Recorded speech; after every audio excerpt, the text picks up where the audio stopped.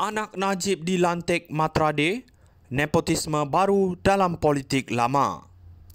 Pelantikan Noriana Najwa sebagai ahli lembaga pengarah Matrade sekali lagi menimbulkan tanda tanya. Adakah Malaysia akan terus diwarnai dengan politik, dinasti dan nepotisme? Bekas Perdana Menteri yang kini dipenjarakan kerana skandal besar, Najib Razak, nampaknya masih mampu menempatkan ahli keluarganya dalam posisi strategik kerajaan. Persoalan di sini, apakah kelayakan Noriana benar-benar memenuhi syarat atau sekadar simbolik untuk memastikan legasi politik keluarganya terus hidup?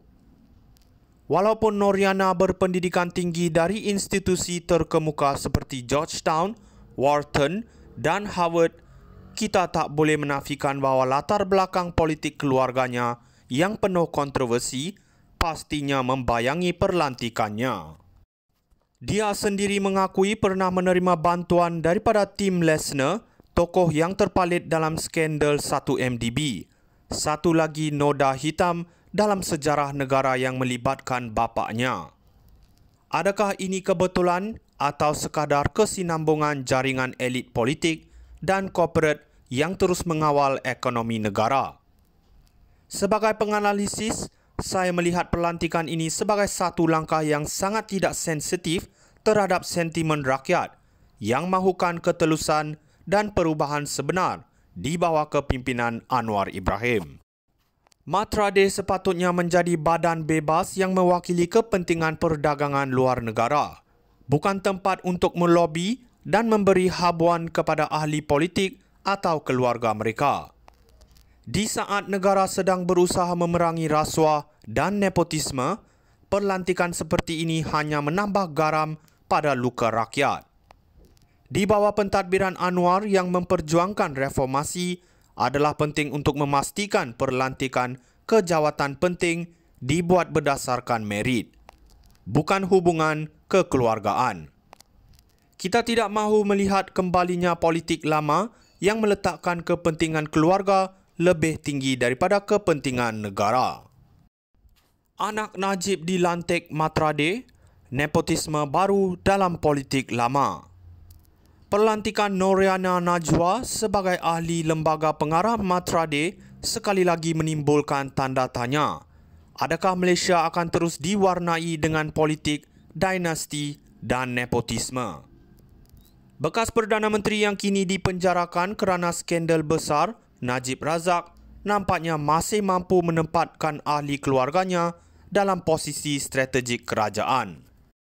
Persoalan di sini, apakah kelayakan Noriana benar-benar memenuhi syarat atau sekadar simbolik untuk memastikan legasi politik keluarganya terus hidup? Walaupun Noriana berpendidikan tinggi dari institusi terkemuka seperti Georgetown, Wharton dan Harvard, kita tak boleh menafikan bahawa latar belakang politik keluarganya yang penuh kontroversi pastinya membayangi perlantikannya. Dia sendiri mengakui pernah menerima bantuan daripada Tim Lesner, tokoh yang terpalit dalam skandal 1MDB. Satu lagi noda hitam dalam sejarah negara yang melibatkan bapaknya. Adakah ini kebetulan atau sekadar kesinambungan jaringan elit politik dan korporat yang terus mengawal ekonomi negara? Sebagai penganalisis, saya melihat pelantikan ini sebagai satu langkah yang sangat tidak sensitif terhadap sentimen rakyat yang mahukan ketelusan dan perubahan sebenar di bawah kepimpinan Anwar Ibrahim. Matrade sepatutnya menjadi badan bebas yang mewakili kepentingan perdagangan luar negara, bukan tempat untuk melobi dan memberi habuan kepada ahli politik atau keluarga mereka.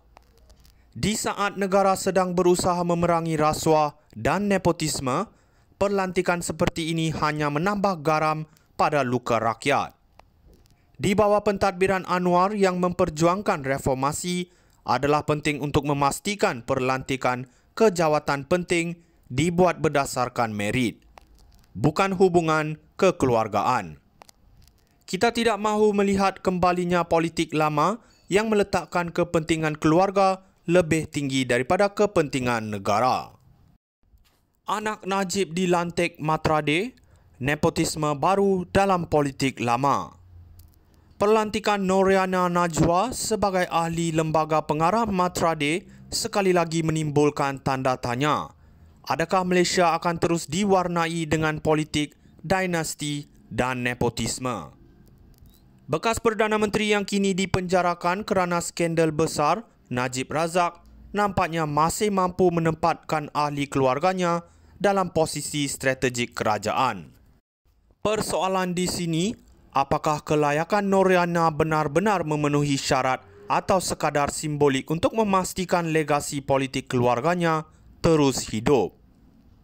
Walaupun Noriana berpendidikan tinggi dari institusi terkemuka seperti Georgetown, Wharton dan Harvard, kita tak boleh menafikan bahawa latar belakang politik keluarganya yang penuh